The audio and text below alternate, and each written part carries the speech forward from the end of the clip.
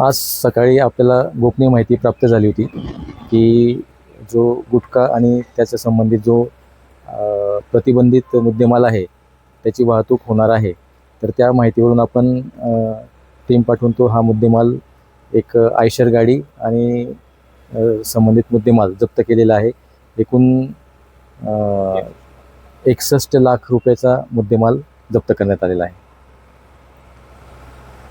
याचा जो वाहक चालक आहे गाडीचा तो आपल्या ताब्यात आहे आणि त्याच्याकडून आपण माहिती घेऊन हा मुद्देमाल कुठे घेऊन चाललेला होता त्याचा तपास करून त्याला देखील आपण आरोपी करीत आहोत. निश्चितपणे एक चांगली कार्यवाही झालेली आहे.